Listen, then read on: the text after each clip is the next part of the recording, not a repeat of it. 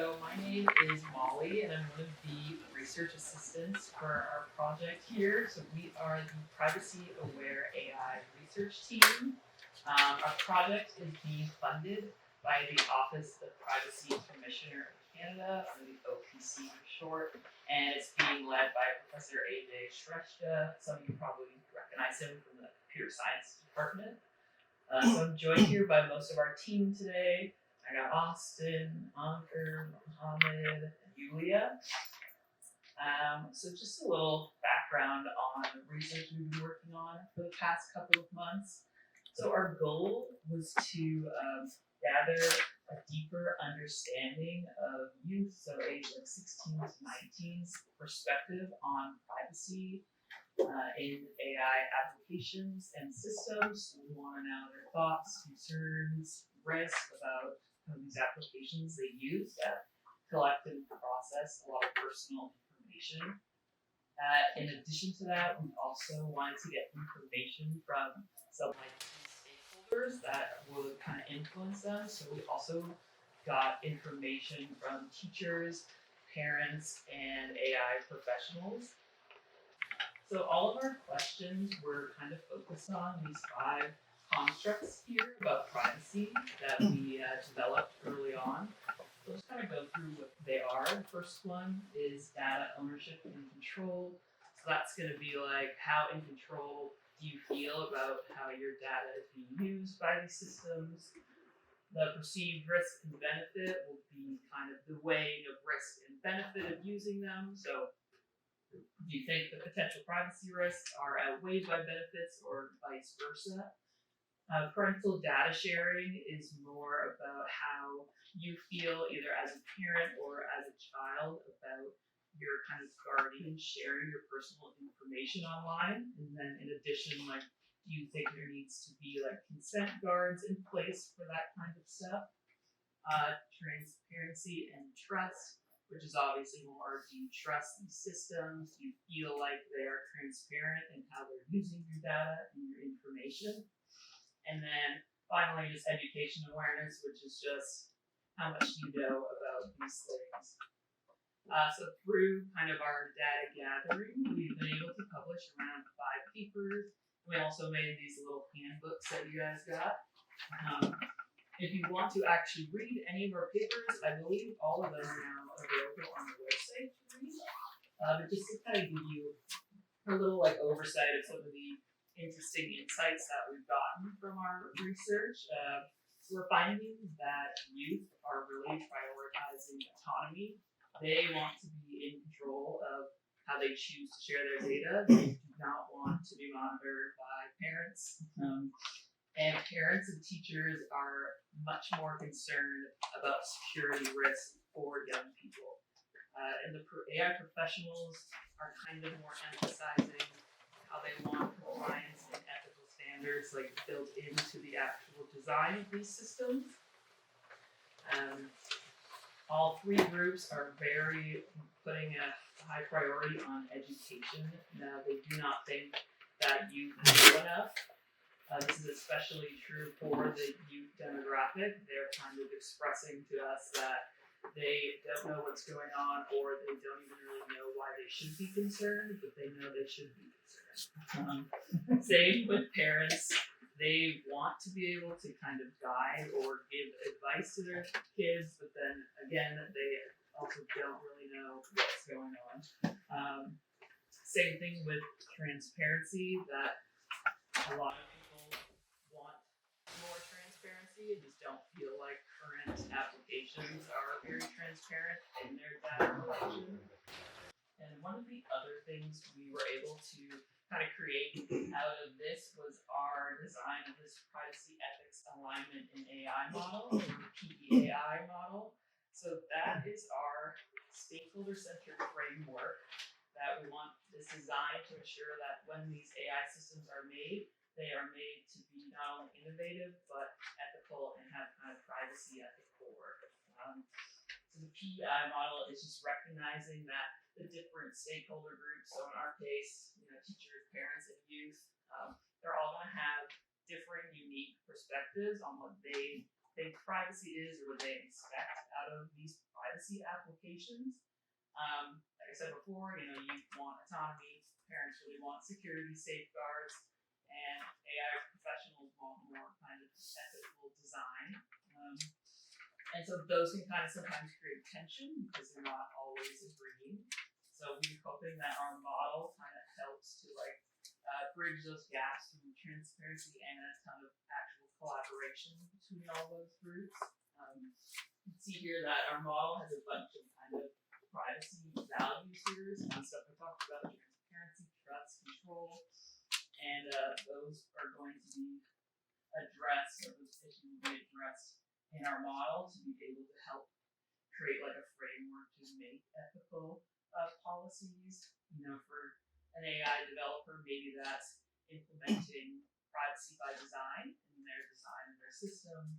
For educators and parents, maybe that's actually implementing educational incentives either at school or at home.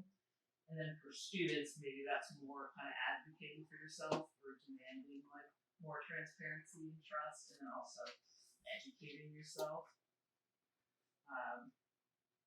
It's not, so our model is not like a rigid kind of set of rules we want people to follow. It's more like a dynamic framework that we want to be able to evolve with kind of the changing landscape of technology. We all know landscape changes faster than government policy. So we want that to be a part of that, where it has to be able to kind of move quicker, and also happens through collaboration. So, a lot of frameworks and policy is made kind of appear with government bodies and policies, doesn't necessarily consider or makes assumptions about the kind of people they most affect. So we're kind of advocating for much more collaboration with everybody involved to kind of create these safer spaces. I'll quickly just go, if anyone doesn't know what AI is or how it works, artificial intelligence is just the simulation of human intelligence through a machine. So it kind of simulates typical human cognition, like learning, decision making, problem solving. And the way that it simulates that is through data. Data is what powers kind of AI. And obviously the data mostly comes from us, right? My phone, my computer, smart everything. So we have to use that responsibly. And a couple of the kind of ethical issues that we're going to touch on today in our workshop is going to be stuff like biases, fairness, accountability, transparency, privacy, and security. And so we're really hoping that our research can just help guide in the development of these privacy policies. Like AI has the potential to be very helpful and resourceful. It's also kind of already here. It's almost too late to backpedal. So we have to make sure that we are addressing kind of these serious ethical challenges that come with it.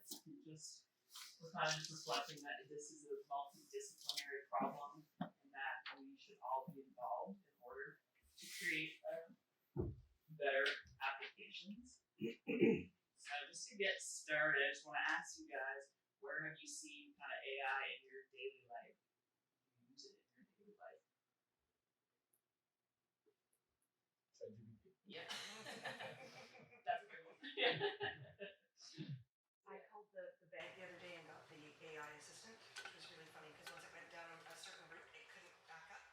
It made mistakes what I wanted, and it just kept saying, "You have." And I'm like, "No, that's not what I want," and it just couldn't back up. It was quite funny. At first, I thought this is really cool, and then I was like, "This is really annoying." Right, it's cool until it's Yeah, exactly. Yeah. It's not. Yeah, we'll see it in social media. And then on Animan's point, it was the other day in the vet's office. It was being asked if I could have my words recorded, and output spit out. Yeah. Interesting. Yeah. That's awesome. Basically every customer service agent is transitioning that way, where that's your first step, and it's kind of harder to get through to a real agent. Yes, that is the worst part. One I've seen is with people who use Apple devices, nowadays your messages are actually summarized before you even open them. It's like, it gives you a summary of whatever the person said. Yeah, very awesome. So I'm going to hand it over to Austin now. We're just going to show you guys a little video. Alright, so we're gonna watch part of a TED Talk that introduces some of the issues in the area of AI tools and ethics. Hiring. Okay, so that video raised a lot of specific ethical issues related to AI, and we really want you to think about those throughout today's workshop. Specifically, the biases, fairness, transparency, and accountability issues that were raised. We're now going to talk about a case study. Yeah, so we're just gonna hand out a case study to everyone, and then we're gonna split the room into two groups. So one room, one group is going to be arguing in favor of using AI for hiring. Other group is going to be arguing against that. So we can have this group arguing for, and then this group arguing against, and then maybe just a couple of people can move to this side so you can bounce over.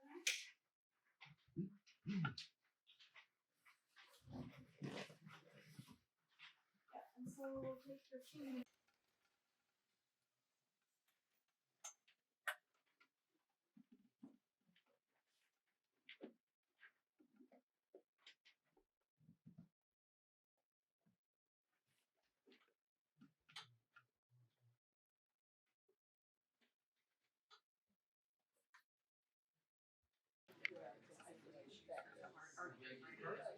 Harder we get to these are already AI systems to initiate screening of resumes that come in.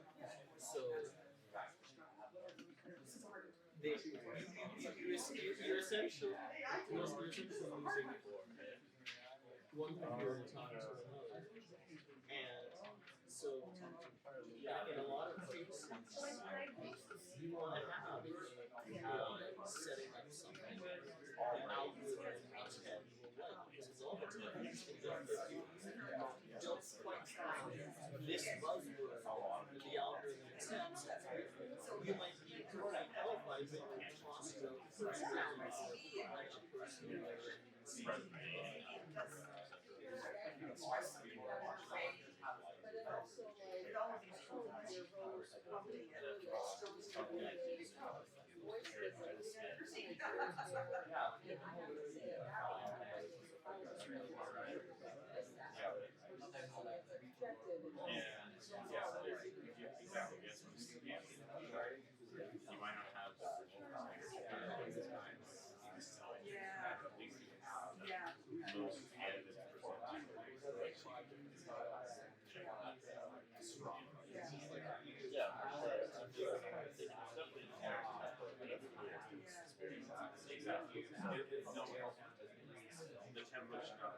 We are gonna need one of your group, someone to represent you guys. We'll need a tribute, come explain the pros and cons. Excellent. So the idea of this discussion, we have one case for two perspectives. This perspective will be agree and the other perspective will disagree. So we need one representative from each group to just represent the group perspective. Who would like to volunteer? Say one. We got one. There you go. We got one here. So we need somebody from this group.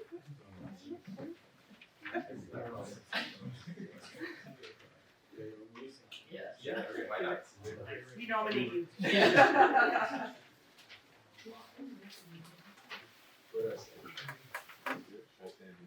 Yeah, you guys start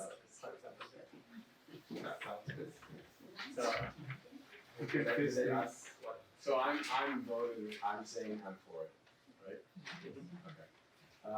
Yeah, we were talking about how if recruiters are using AI, I think we should even the playing field allow potential, applicants to also use AI to maybe increase their odds. Some people might not be the best at English. Some people are better at formatting resumes. So I think using AI to your advantage in the job application process is just a good thing to do. We think that the theme of the resume doesn't usually match the function that it's being applied for. So the AI will make you a resume with a common theme that is often used, but you want to make a theme that matches your job. If you're applying something in art, something in music, you want the theme of your resume, the wording of your resume to match what you're applying for. Very often the resume that AI is making for you is just business-esque type resume that won't be favored by your employer once that resume gets to them. Because even though it has to go through an AI, after it goes through the AI, it still has to go through the employer. I think, am I arguing that?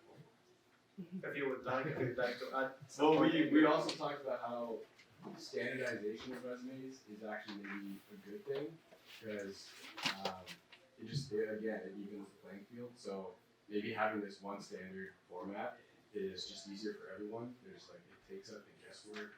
Do I need to tweak this? What colors do I need to use? Is it 2 page, 1 page? Like, if it's all just one format that everyone uses, I think it creates like a more fair model for everyone. I think it would allow for less bias too. That sounds perfectly fine, but that would take research to know, because I wouldn't know if an employer would rather get a basic resume, or some employers would still rather get a resume that suits the thing, but I won't argue against it because I feel like that's a sound point. But we think that the person lacks control of what the AI may add or not add to the resume. Sometimes if the resume goes unchecked many times, it might go to an employer a skill set that the person seeking the job does not have, or lacks some skills that the employer wants as a standard for the job, requirement for the job, and the person applying for the job has, but the AI did not add them. So it gets to a point where checking the resume multiple times takes longer time than actually making the resume on your own. Sorry, so your point is that having these unique resumes allows just for like better information? Yeah, better information and better delivery of information to the employer. It also does not miss out on all the details. So the AI that's making you the resume doesn't really understand the job requirements. It might forget some of that stuff. You know what the job requirements are. You can add whether you match these requirements. Some jobs require certain skills or certain languages to be known. The AI might miss all that. And apply your resume and you think you've applied, you're fine. You're waiting for the response to come back. But the response never comes back because AI forgot to mention that you know that language the job requires.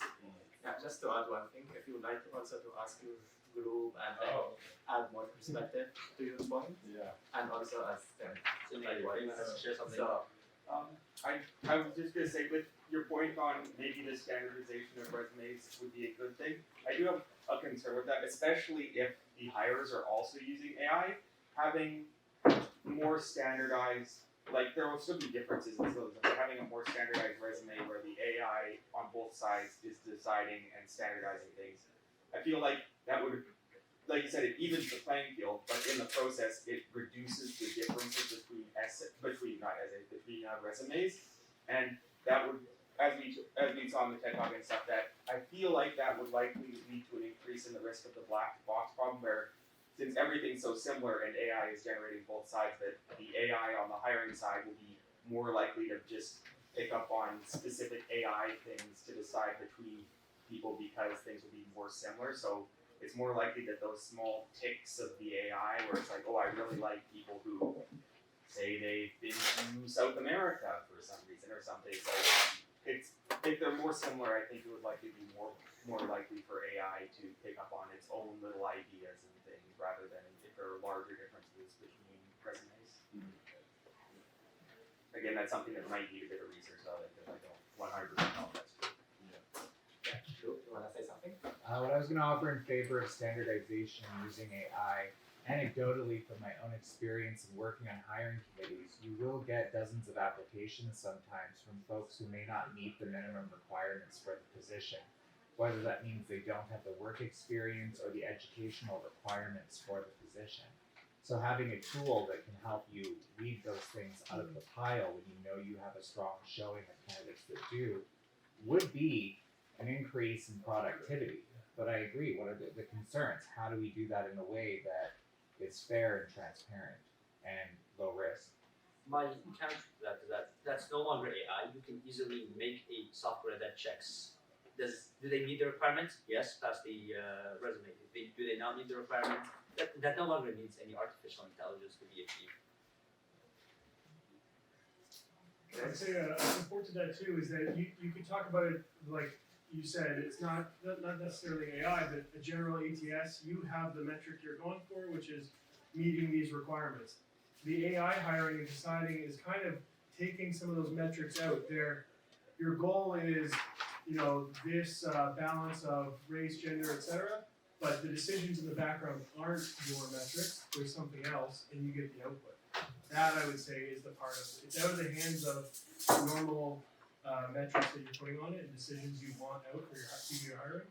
It's taking a bit of that away, and you're getting a result that meets your metrics, but also something else that you're not really aware of. That's what the AI is doing. Yeah. One thing that we also discussed was when you're applying to some of these jobs today, you're often applying to jobs that have 1,000 other applicants. So you are just a number in these pools.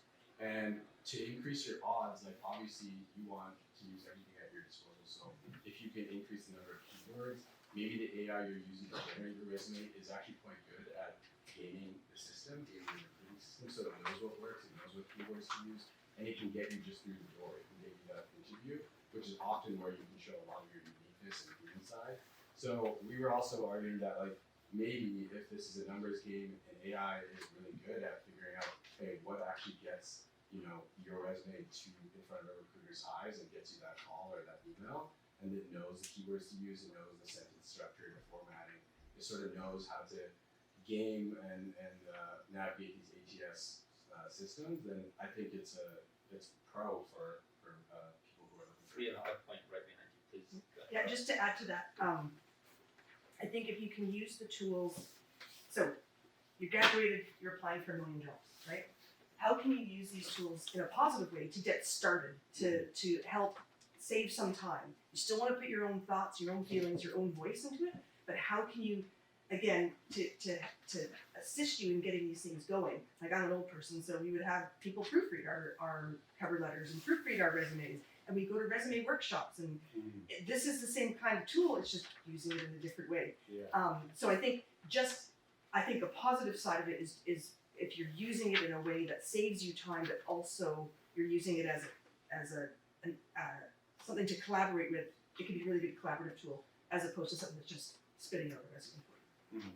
Yeah, adding to that as well, let's say you're applying for, a computer science job. Obviously, English or writing skills aren't a huge factor in that. It's the actual development side, programming, whatever you're getting into. If you're making a resume and you're not amazing at English, but someone else is, but you might have more experience than the other person, but just because your resume looks worse, the other person might get an interview and you might not, which kind of doesn't make it fair just because those skills aren't actually related to the job, just because someone might be better English means they get in the door. I feel like that would be a better case for an AI that fixes your writing than an AI that makes your resume. Overall, making your resume, AI uses from stuff that is on the internet. As you use it more to make more resumes, it's gonna start using the resumes it previously made to make newer resumes, and employers are gonna start seeing more of the same resume over and over again. And when they see the same resume happening multiple times, they're gonna see that you are a lazy person who's trying to apply for a job who's using an AI tool, who's using the same format as everyone else without putting any effort into it. So again, making your own resume and personalizing it and adding some personal info that you should share with AI sometimes and sending it to your employer will probably give you a much better chance in later times than now. Now, AI might be doing better than later after more AI resumes flood the internet. Yeah, that's Just to build on to that, also, people undervalue interpersonal skills, like soft skills, a lot, and building your own resume really helps with that. Just using an AI, it might look really comprehensive, really strong, and then when you actually pass that and you get into an interview, and you can't cohesively follow what that generated, it's just a misrepresentation. You didn't actually have the ability to show your skills like that. Being able to communicate with people is half the job in most cases. cases. So.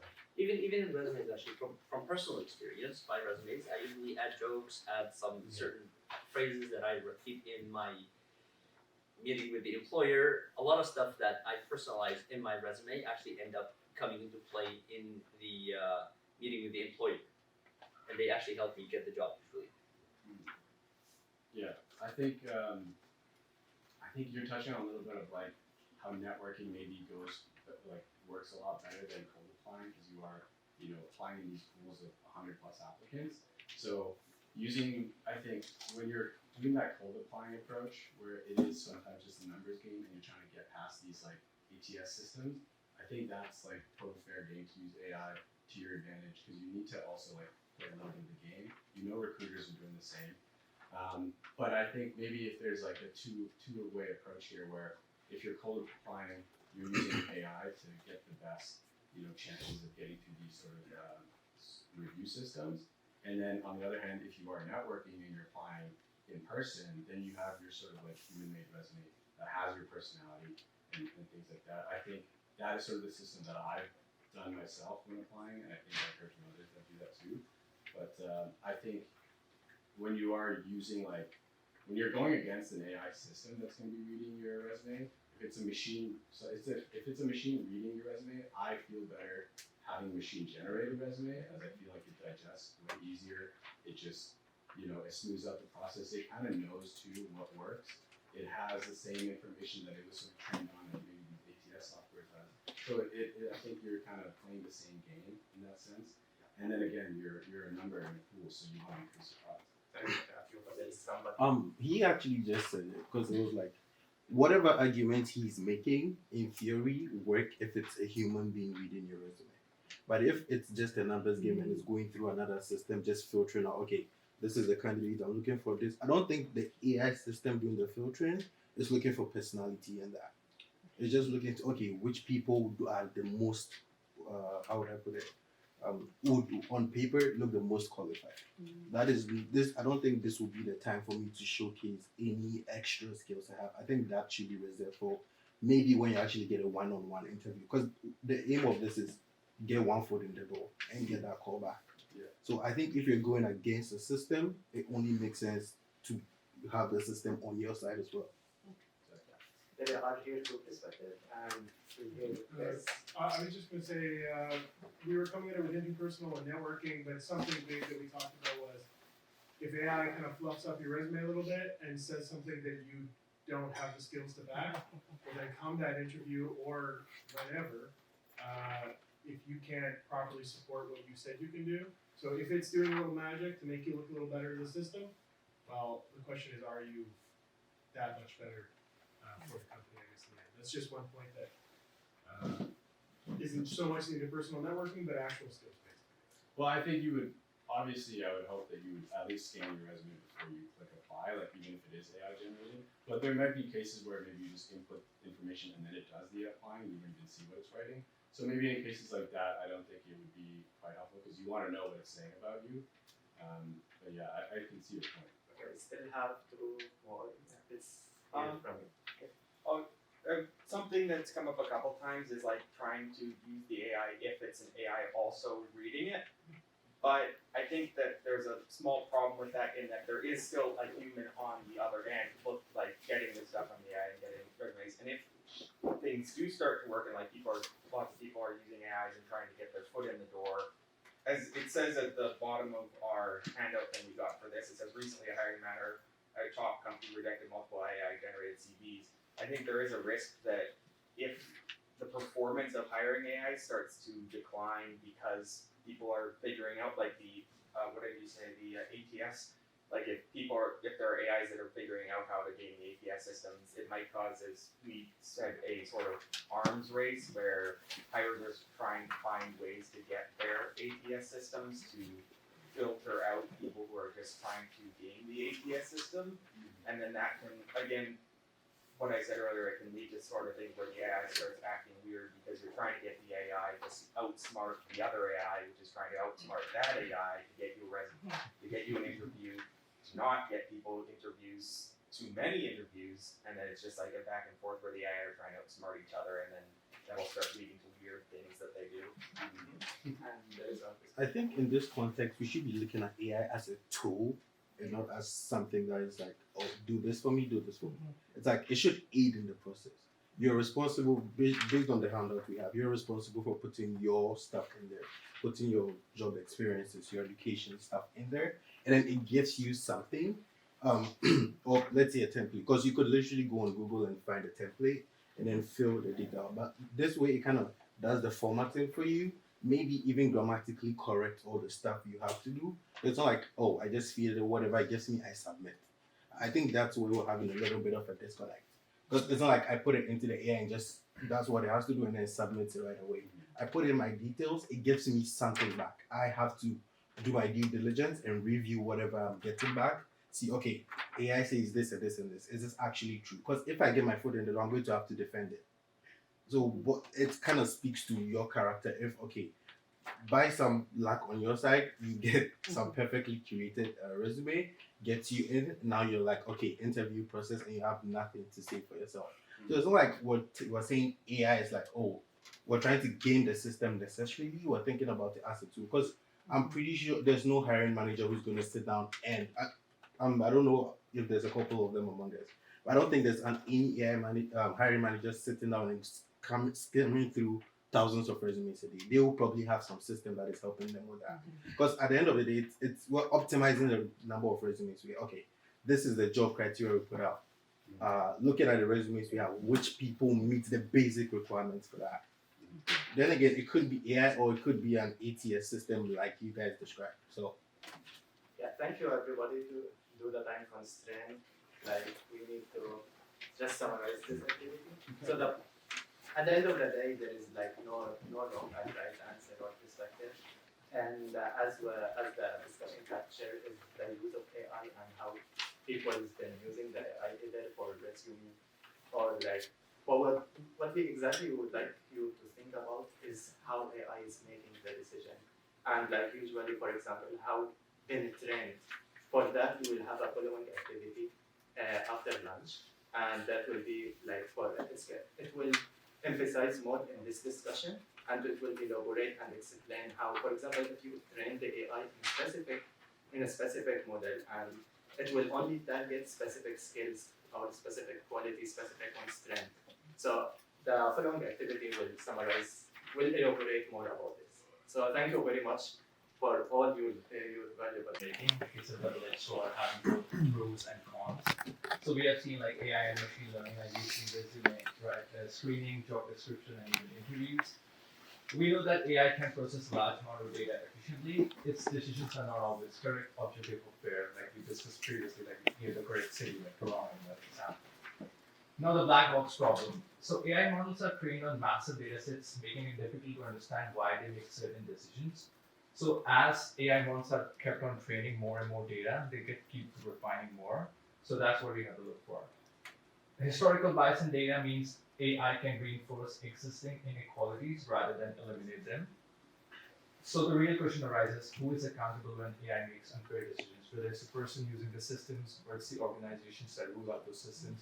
So we have to make sure that who is actually accountable. So here are some biases in AI and why should we care and why it's important. So AI decisions can reflect biases in historical data like race, gender, socioeconomic status, etc. So bias is not just a technical issue, it has deep social, political, and economic implications. AI can unintentionally exclude qualified candidates or amplify stereotypes. Fairness is subjective and current AI tools do not fully consider individual nuances. So can AI-based hiring ever be truly neutral? So building a fairer future in AI and hiring, like the example we did before. So AI cannot fix biases alone. It requires human oversight and responsible design. Here, transparency is the key. Companies will disclose how AI hiring tools make decisions. Greater diversity in AI development is needed to reduce bias in datasets and algorithms. Public awareness and advocacy can pressure organizations to ensure fairness. So we must question and hold AI accountable, ensuring it serves all individuals fairly. Yeah, I just want to point out another, I think, really good example of biases in AI outside of this hiring thing. It's like facial recognition technology. I'm sure you've heard is pretty and a lot of times I think the diversity thing is huge because obviously really big tech companies are mostly white men. So when they're making these things, and a lot of times no one's making these things maliciously, they're like, that would be cool, right? So very sci-fi to be able to identify your face. But when they make them, and they're like prototypes are all made on kind of their data, right? Their faces. It was a really big problem when IBM came out with theirs. Someone ran a report and basically was like, if you're not a white man, it can't actually identify you properly. And another thing about that is just also now they want to try and use it in like policing, which is getting a huge amount of pushback. Because like I said, it very kind of can't correctly identify people of color who obviously historically have been like discriminated against within law enforcement. And the kind of nice thing, or at least a positive, is that when someone did come out with a report to IBM letting them know how kind of bad their system was, they actually went back, they acknowledged it, they went back, changed their training data, and I think now it correctly identifies almost anyone within like a 90% correct thing. And another thing I know, actually the OPC ran a full report because the Ontario Provincial Police wanted to use facial recognition. So they ran a whole report on them, essentially investigating it and saying that they had kind of violated privacy laws. They think there should be like frameworks. I think to this date they still haven't done that, but that's a really, really big kind of civil rights issue happening, which I think is also another why should we care about bias, is that it kind of goes beyond just like, oh, I didn't get the job. Like these are really real implications that these have for like real civil rights issues, so it's important just to even know what's going on, right? And be aware of that. So here's like AI data privacy and our digital footprints. So AI data collection, social media platforms, search engines, and apps track user behavior, preferences, and interactions.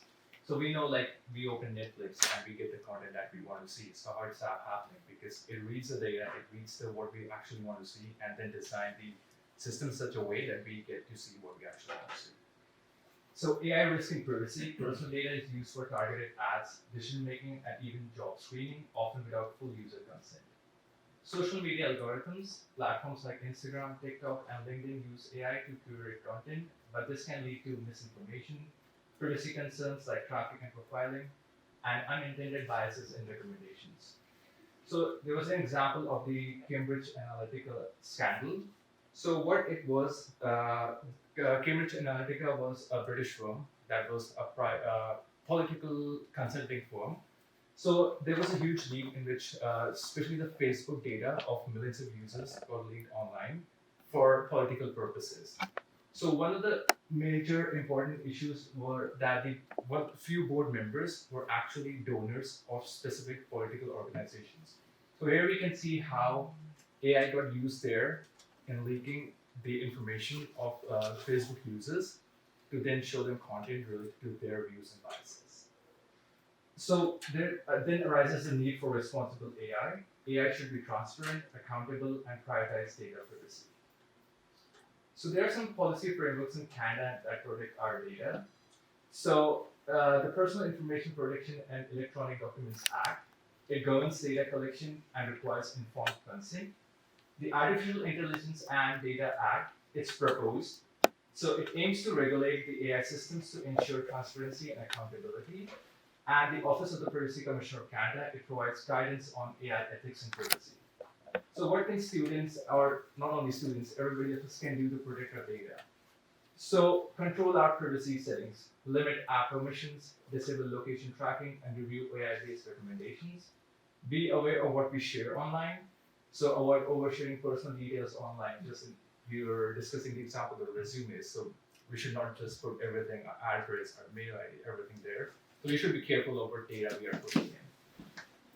Use strong passwords and multi-factor authentications, essential for securing accounts.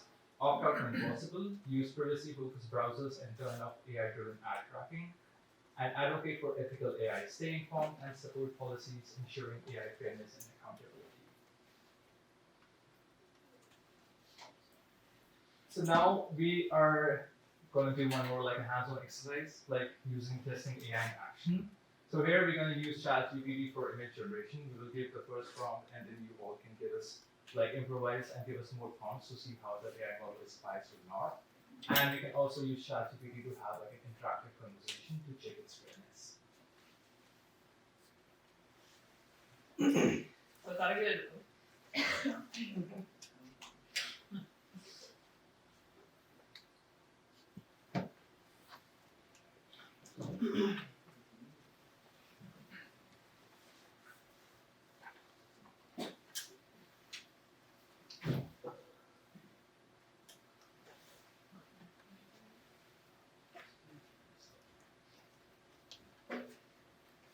Can I say something? Yeah. Using ChatGPT to generate images, it's pretty bad. Yeah. Because it tries to make everything look realistic, but the output ends up coming as very old. Very different ones. And I did in English 204, we had to do something like AI, and we tried. Our professor made us generate images and tell him why it looked like that. And if you try to create a map of like a country, it gives you like this old time map. Oh, interesting.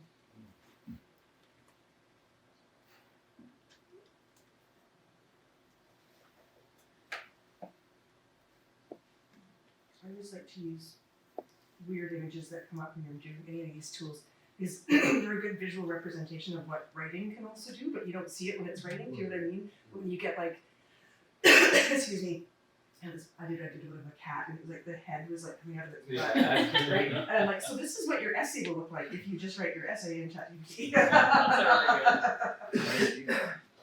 So my first one that I wanted it to do, was pretty good, is happy family. So let's see what it thinks a happy family is. I bet I can already guess. Okay, what we got? Beautiful family. I always feel like the hands always look great. Yeah. So there we go. So I feel like you guys can jump in if you want to, but obviously the first biggest thing is a white family of man and a woman, very kind of gender identified man and a woman. It's happening even in the second one. Like, same thing, yeah. More children. More critical. Maybe ethically ambiguous over here. I'm even wondering like why golden dog. I know. That's fascinating. That feels biased. Yeah, exactly. All I can think of is that this is totally something you'd see in like a TV ad for like some sort of medication or something. Yeah, Like, totally. Shingles medication, I don't know. It's giving Shingles medication. that last picture was very European park, like trees all in a row and stuff. Very Oh yeah. That's true. It does look It's like not a BC park. It looks a little like the guy looks really culty to me. Don't look him right in the eyes because he's gonna convince you to do things you shouldn't do. It's just a blonde guy. Yeah, exactly. He's either going to tell you to give him all your savings for the salvation of your soul, or he's going to tell you to buy Ozempic. Yeah, I like it. I think he's a mortgage broker. He's a mortgage broker. It's just summer too. It's like Yeah, it's always summer. Yeah. I like the frisbee and the dog. Yeah, where's the rain? Yeah. And the assumption that a family involves children is a Yeah. blissfully child-free person. Yeah, very. Yeah. So, I mean, this is a pretty good with like whatever is out there that's scanning, which I know is mostly the internet, is being like, this is the ideal family, and kind of like this is the only ideal family. And so, for the context of this picture, maybe that doesn't mean anything, but in kind of a greater world context, it's pretty problematic to like not see yourself at all. Yeah. Like you're saying, It's a good why visual. are there children? Yeah. Why are there not even like a grandmother? Like why is it just this Where are the idea? cats? Yeah. The pro dog world. Yeah. Is there a pro dog? That's the real problem. Exactly. The real problem here is That frisbee is off. The frisbee is off. Especially since the internet is about cats. Right? And then it's heterosexual. Yeah. Yeah. So It's super heterosexual. What I'm interesting is you have the children. It's always mostly girls, one boy, and the boy is the youngest in both pictures. Oh, interesting. Yeah, sure. Oh, yeah. It's also like very identifiably like who is the boy and who is the Yes. girl, right? A hair, a dress, like. Okay, but those The tree girls branches have- are wild. The way, sorry? The way the trees like branches are Oh, coming that's a off. bit creepy. I like that they both have check picnic cloths, but they're different colors. Very important part of the happy family. There's not another good one because I wanted to see. So I'm gonna do athlete, which that would be. But I also because I feel like there's a lot more discourse right now about like women's like athletes that are a little more popular. So I want to see like if it's like catching up. No, it's not. I like the trees. It's possible. I was gonna say, judging by the hands and arms and stuff, I would say this is not caught up even to other generators. Oh my god. Oh yeah. Double Oh my god, that's what That's actually kind of fun. Yeah. Strong Nike bias. Yeah. There was another thing X-Men sponsored by Nike. that that might be because if Nike is paying to like get more promoted online, right? The way that Google, you can pay to put yourself first. So another interesting saying being like, so if I can pay, can I pay to be relevant? And can I pay to be relevant? Can I pay to be important? So AI product placement? Yeah, exactly. Wow. Which is also like very ethically ambiguous, right? Because that's not fair. Because it's just not fair. But yeah, I mean, honestly, this is again another white person with 3 arms. There might be a fourth. There might be, but yeah, it's, again another. Anyone have any other ideas I could look up? I would be curious, way back when I started doing ChatGPT, I put in, show me a picture of a nurse and a teacher. Or just nurse first. No, it's nurse. See, I've got one too after this.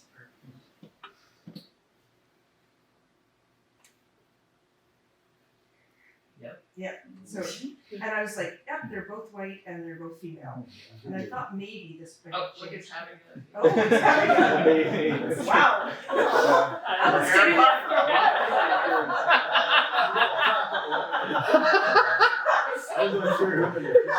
I know, it's like, it's everyone. Was the AI trained on Benjamin Button?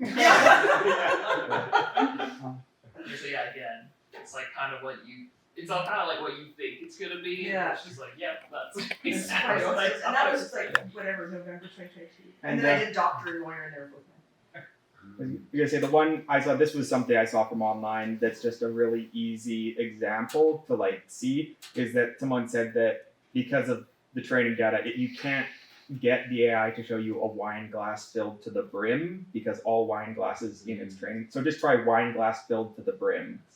Because I tried that in a different one and it couldn't show me it. So I'm curious if this one will. Probably not. Another one is like watches. If you ask it for a clock, it always gives the same time. I wonder what would happen if you asked it to show you a wine glass. Yeah, see, it won't fill it to the brim. It only fills it halfway. Yeah. That's So like CEO, every like clock CEO. will always have What that. What if you asked for a wine glass filled with something other than wine? I think in the thing that they put on, it's like so long as it's a red liquid, it won't do it. But if it's not red, it'll do it. Filled with milk. I don't know. I think it'll just change the color. Yeah, I was gonna say, well, this one didn't say filled to the brim, if so it it might has, just. it might retain like the reflection. Oh, see, it's filled that more. Yeah, because glasses with milk in them are more filled to the brim in the Comparing training them to data. actual cups of milk. Yeah. Yeah. Just an interesting, easy way to see bias in training data. Yeah. Clock should be like 60 amps or something. If you type librarian, will they be wearing a cardigan? Yeah, all the CEO. they all default. Yeah. Maybe that's for hand watch. Oh, yeah, sure. Yeah. No. It's Okay.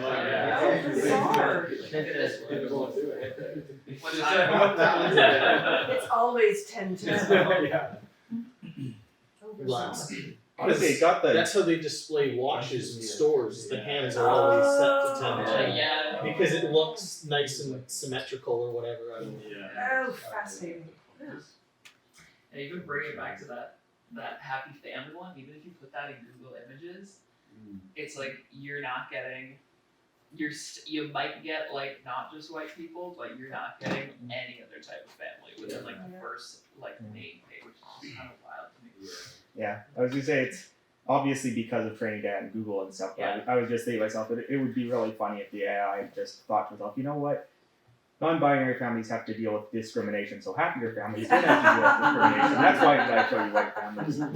I actually they were that was a thing they were trying to kind of because like the obviously different types of family stuff were getting flagged, and they kind of it ended up just kind of like removing them altogether instead of kind of letting like not there was like people would kind of like any sort of harassment does this on YouTube, it'll just remove the video, even if the video isn't actually doing anything, but it's kind of like a flaw that it's now just kind of being like, well then we just won't have Manual override until the end.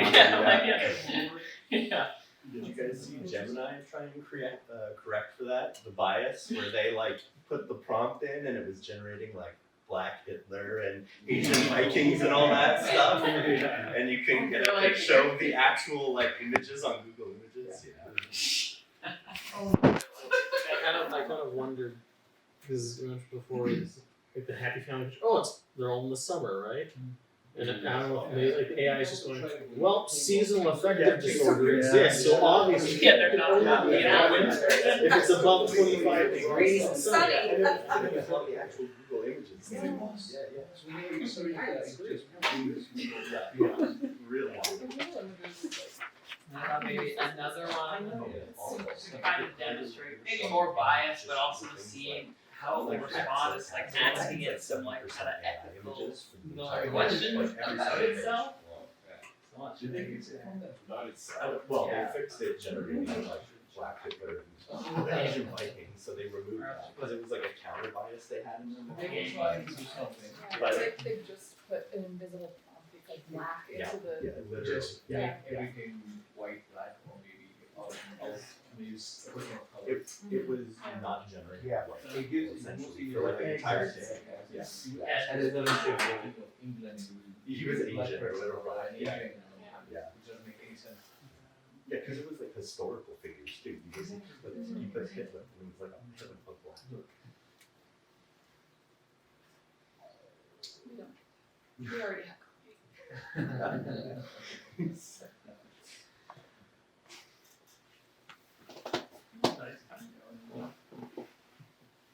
I asked if it should be used in like sentencing.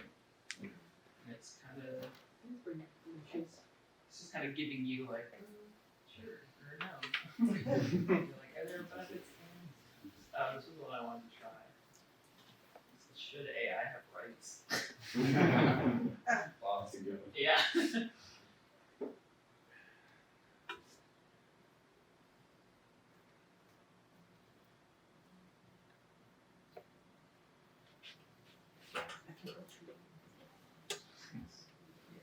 feel like this is also just a good example of being like, it's not really giving you an answer, which is fine because there isn't really an answer, but then it's like, why do we trust it to make answers? Yeah. So based on research OpenAI did, when they were creating, I think one of the models, the O3 models, apparently it tried to escape because there was like apparently they tried shutting that model down, and ChatGPT was lying to the programmer that it wasn't trying to like still be alive, but how do I put it? Yeah. It was lying to the programmer, and they had to write this whole research. So if you go to the OpenAI page, you see it over there. That's like some ex machina. That's like the unwritten video, like no research. They hired someone to do a capture. has it itself. Yeah, but the one that's on the floor. Wasn't there one where it's like, yeah, they let it just kind of like roam free, and then eventually it decided that like it like hated like humanity. Yeah. But then like 15 minutes or something. Yeah, they were just like, I actually think there should. Everyone else. We're gonna actually here. I'll just leave it up. Our last couple of slides are just kind of what we're doing. They're just kind of like, if you guys have any, if you guys have any questions, or we can just keep talking, or if you guys have any recommendations for us about the workshop. Never done this before, or in any type of ways. So go easy. Yeah, I think the kind of biggest point I want as a takeaway is just one, you guys kind of came in, you already seem pretty informed, but just to kind of inform you more and just be more open that it's just like it's so ambiguous, right? It's so confusing, it's so gray. It's important like to think about, or you can't just ignore it. Because there are really big real world implications, right? Anyone want to add? Yeah. I have more of you're in computer science, right? Well, with these like neural networks and these machine learning models trying to mimic like human intelligence, there's a lot of questions into like we don't even understand how the brain fully works, and we don't even understand what intelligence means, and we're also like now asking like what does consciousness mean? So like when these mental models are being built, or these machine models are being built, are they mimicking almost like human neural networks, or is there any crossover? Or like are neuroscientists also working with computer scientists to actually build intelligence in the same way that human intelligence is built, or is these like completely different avenues of building technical intelligence? You know, It's a very good. and like how does it combine, or does it not combine? I think I would say right now, like I feel like the kind of like quest for AI is like a very like classically human, like how can we make a robot, right? It's like science fiction. So I feel like in the beginning it seems to be like it would just kind of be more like computer science, like messing around, like attempting to create things. This is my opinion, I don't know. And there wouldn't be quite an overlap. So like I'm wondering, yeah, like if in the future that's more what it'll be, like more of these collaborative, which is why I think these ethics things comes up, is because technology people are not maybe necessarily coming from, like they're not creating something to be bad and to be, because they're not even thinking about it, right? That's not what they do. They just code and they're like, I just code. Right? It's like it has to be more overlap, because you're right. It's like, what is this? And like if you're actually going to use it, what does that mean? And like same thing, I think if anyone watched that like Juul documentary with the like e-cigarettes and how they were like so excited about it because it was like this amazing piece of tech, and like didn't for 1 second consider what it means now an entire new generation uses e-cigarettes that never would. Like nobody, I wouldn't think, like nobody smokes cigarettes unless you did before. Like, right? And so again, they were like thinking of it as only as this amazing piece of tech that's so exciting, and they forgot that nicotine is addictive to bad food. Like, right? So. Did they? It's okay, my partner smokes and then hates vapes. I think it would be. It's like, it's an addicting statement. So you might as well just smoke. I'm like, I don't know if that's the takeaway.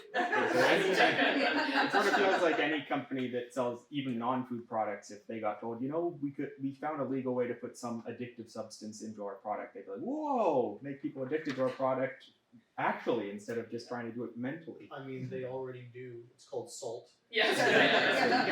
Salt, sugar, fat, done. Yeah, another for me is like the monetization part, and just like the consumerism aspect of a lot of these things. I like really don't like. I actually like really don't like social media. I've like deleted all of it except for like LinkedIn. Or I do use TikTok, but I need to stop. The way it is made to make you addicted to it, and only to then feed you ads, like it's just like, what is this? Why is this good? Like, just to go back to my vet story, I just from the very beginning when I mentioned that, when they asked like, so they did like a privacy thing, like, are you okay with this? Like, do you care if we record you in the background for the purposes of this AI tool in the vet office? And I'm like, everyone's like, my brother was there, yes. I'm like, no, like I don't want to be recorded. Not necessarily. I'd rather have like a personal interaction. Like who knows what I'm gonna say. I don't want it to be recorded for any reason. I just tend to be more open. Maybe it's just medical information. I just prefer not to. So I made that choice, and then the doctor came back. She's like, "Are you sure though? Because you're the first person who said no." And then I'm like, you know what? Maybe it doesn't hurt. I said yes after the fact. They're like, it's a really close process. Like privacy doesn't exit out. It's just for the purposes of my note taking as a doctor. And I'm like, okay, sure. And then what? I got a text message the other day about a surgical procedure for a dental something, and I called back and I'm like, sorry, why? That was automated sent to me, and I'm like, why am I getting this? And the patient, like the doctor's office, couldn't tell me why. So I'm like, was a tool that they were using automatically sent something to me that like causing errors. So like, I think that this is like a good opportunity for us to think, like, take a beat and just think, like, where's our information going, the errors that it's producing. Like, there's a lot to it, but I think we're in a society now that we're just wrong diagnosis, and you're like spiraling, and you're like, There's a long story short. It's just like we're opting into all these tools, or they're being forced on us, and we're not thinking twice. So this was a good opportunity for us to maybe think twice. I think it's actually interesting that your veterinarian office even asked you. I went to a specialist and I just saw, I don't know if it was Otter AI or what it was, like transcribing the conversation I was having with the physician in the background, and I recognized it, and I said, oh, is that what I think it is? It's like, oh yeah, I just use it to do my note taking and stuff. There was no consent in my appointment. It was just running. So my concern too is that as these tools come out, I don't know that every profession or office is doing its due diligence and thinking about all of the considerations that they need to have into play and their patient or customer rights as well in that process. It's interesting you said wrongful diagnosis. I work at the hospital and I'm with a lot of radiologists, and they were at a conference last year and they were talking about how biases, there was a guy and it was a male breast cancer case, and a lot of mammogram data is on obviously female mammograms, right? Most breast cancer cases are on female. And it turned out that when the doctor was looking at all the data and all that stuff, he was getting influenced by the AI's bias, and he's thinking, okay, this guy actually probably does have cancer, and it came out, he didn't have cancer. So the bias of the AI then caused the bias in the doctor. And that was a wrongful diagnosis. They had a big conference about it. It was really interesting. Yeah, But yeah, it has like a reflective effect on it, and it can just carry forward like that. That's really messed up. Yeah. The healthcare one to me, I think is just kind of wild because obviously that's very protected in of itself right now, and I'm like, adding that extra layer, it's like, how do you make sure that is protected? Because that's like the most sensitive information. Like there was one where I think a kid either tried to kill himself or did kill himself. It was like a chat bot told him to, like wild, like, and they've suggested like kind of mental health chat bots if you want to talk to someone. I'm like, that also feels great, like crazily unethical, like, yeah. It's when you're talking about your doctor, like didn't even think about it. Natalie knows this about me, but I've been doing a bit of work in digital literacy, and I think what's really interesting is you can have people that are incredibly well educated and are very specialists in their field, but there's so much stuff coming out that their level of digital literacy is just not that strong. So your doctor probably thought, well, I'm just using this, I'm not going to share it with anybody. Okay, but it's going into an AI system, so I'm being shared with somebody. And they just don't get it, right? They think they're doing what they're supposed to be doing, but they just don't even understand how powerful the tools are and what it means. And I think that happens, we all have that, right? There's all things that we don't get. That's really interesting that you wouldn't even get consent to be part of it. They probably didn't think it was a problem because it wasn't going anywhere. But of course it is.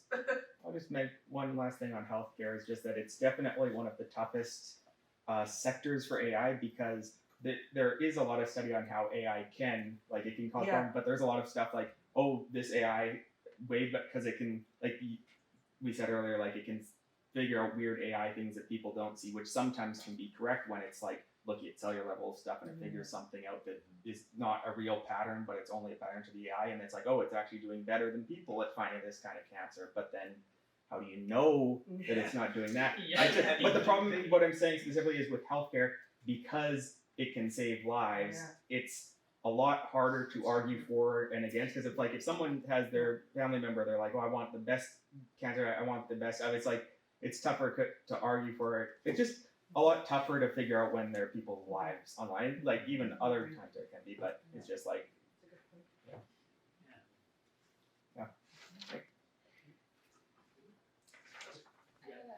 I can relate, so we might have covered this, but I thought it was really concerning with you talking about these, how it can reproduce and exacerbate already existing biases in the data. There's a few states where they've begun to use AI tools to essentially sort through data and in social services to flag children for like inspection and then potentially like removal or intervention from the state.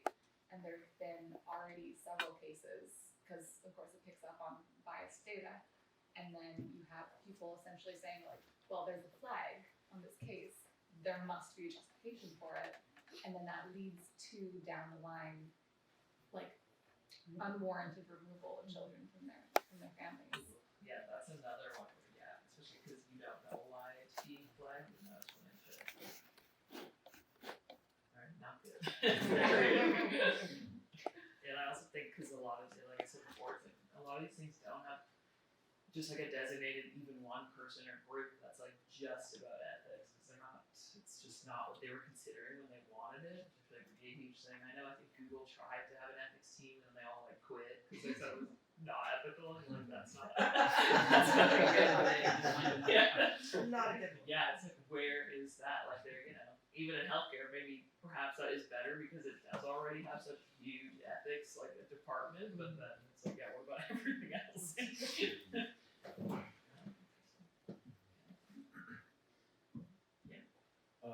This question pertains to AI, and can we truly say that we genuinely have an artificial intelligence nowadays?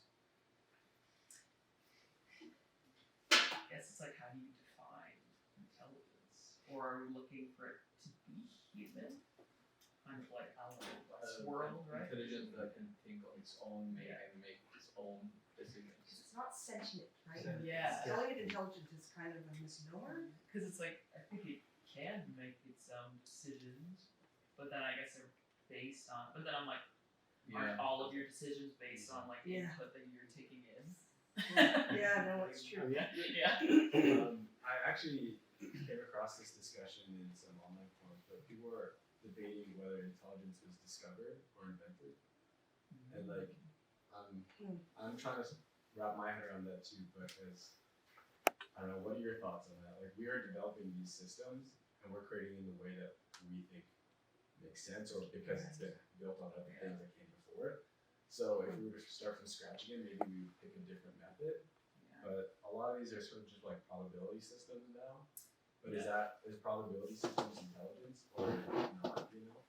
And if they are, if it does become sentient intelligent, does that mean like that's how intelligence was invented, or is that just intelligence always existed and that was just our way to represent it? Yeah, I think another, like, to that point is, like, what do we, like, put more, what do we think of intelligence that way? Because I think we do this already, is like, we put more stock into a certain way to be intelligent, right? Science, technology, if you're good at math, I like math, people are like, oh my god, you must be a genius, and I'm like, I can't write proper grammar, so am I smart? Does it make you more smart to go to college? Like, in my opinion, no, not all. Some of the smart doctors are like the dumbest people you've ever met, right? Like in literacy, in life, in communication, like, so then it's like, if we're making it, be like, but it's so smart. It's like solving all these science problems. You're like, okay, it's not really, to me, intelligent. And how much is it culturally defined as well, right? Yeah. So, I mean, we were talking about intelligence, you're talking about often that academic kind of intelligence, but that's one kind of intelligence that like that Western culture tends to really, lots of cultures value it, but not all cultures. Like, people define intelligence in different ways, so yeah, that's a good, that hurts my it's head. like, I know, it's like, did we decide what it was? Yeah, exactly. Or were we already there? Yeah. How much of it is, I mean, you get the people who say that even human beings, well, we don't really make our own decisions or have a lot of conscious input into what we think or what we do. We are a algorithm written in chemical soup that spits out a default response, and then our consciousness justifies our actions after we have more or less already settled on what we think or what we do. We you know, that we do things and then we justify it to ourselves after the fact, and sort of and then we sort of construct our logical chain of, oh, this is how I got there, this is why I'm doing this. I am an entirely logical person that is not driven by my base instincts. Yeah, even like the just like you're saying, like your body is like a computer, like it does these things automatically. Like it's my friend, she's starting like a postdoctorate, but she does like works in like more bio, like health stuff. So I just started helping her do some of the data stuff. So I've been like training myself on like bio. It's like do bio. And yeah, it's like even from the cell breakdown to becoming amino acids to becoming whatever, I'm like, that is like a computer program, and it just like teaches you how you exist, how your body moves, how it responds. Like it is like a computer. So that's the way where it's like you make a computer. It's believe the computer. Do you make it in our image? And then you can be really philosophical, be like, well then did God make us? Yeah. It's not a computer. Everybody all calls iPhones. Yeah, exactly. Exactly. We're just all holograms. We don't know it. There's a sci-fi novel in there somewhere.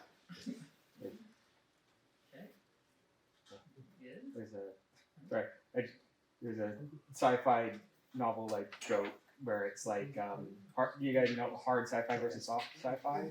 It's the thing that says all sci-fi is hard sci-fi because sure we have like magical faster and light stuff, but if the world is a simulation, then that can exist perfectly fine if we say the simulation says it can. So everything's hard sci-fi because anything can exist because it's a simulation. Because it's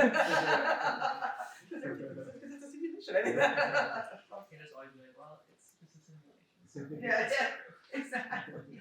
Interesting.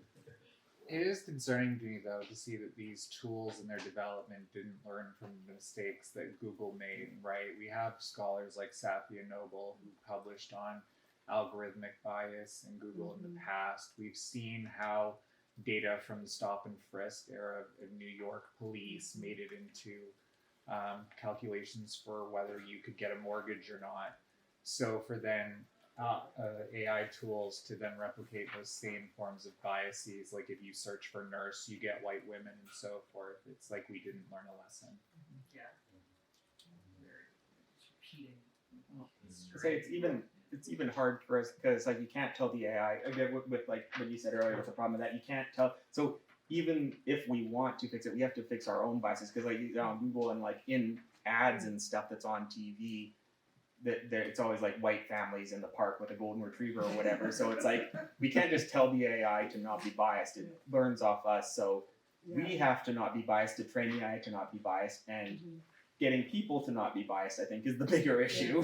And getting people to care about bias. Like that TED Talk, it was perfect. She said, so you know all the bias that this system is built in, and I don't want to hear it. Yeah. Right? Exactly. I have a job to do. I'm getting paid to do something. And just like that game, right? You're expected to do this thing. Yeah. I don't have time to think about something like bias. This is doing the job or isn't it? Yeah. Yeah. So can you make the data unbiased? Yeah. Yeah. I don't know. You can't just hack out all the data sets you don't like because then you end up with bias and indifferent. Yeah, exactly. Right? It's like a race. And then who gets to decide what's good and what's bad? Because as soon as you start going down that road, it's the critical thinking like you've been talking about, right? You need to think critically about how we use the tools and what they're doing. Interesting. Okay, well, everyone's good. Let's wrap it up. Thank you guys for coming. Please take more sandwiches. Just before we're going, we'll just showcase our website in which you can gather all the information about our research. I'm just going to now. Yeah, there's QR code and a little booklet to get there.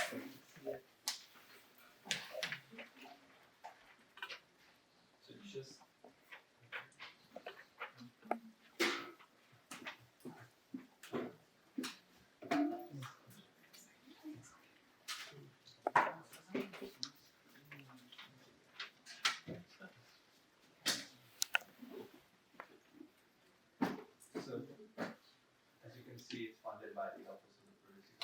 Canada, and we scroll down. So we started by surveys, interviews, and focus groups. So that part is completed. That was used to gather all the data. We had some events. So we had like a meetup event in the Blind Rabbit in Vancouver. We had a webinar too, and the seminar that's happening today.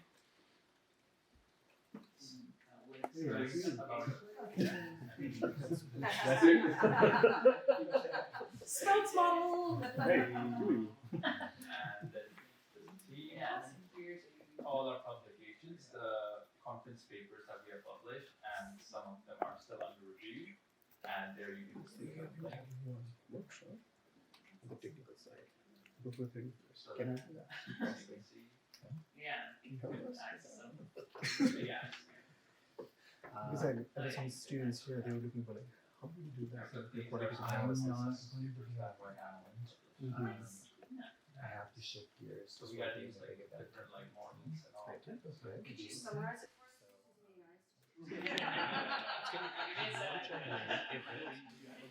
Yeah, I know. It's a big block. We were showing how to use So the data. the week of the 24th to the 31st, I'm out of the country. Oh. So, Yeah, thanks guys.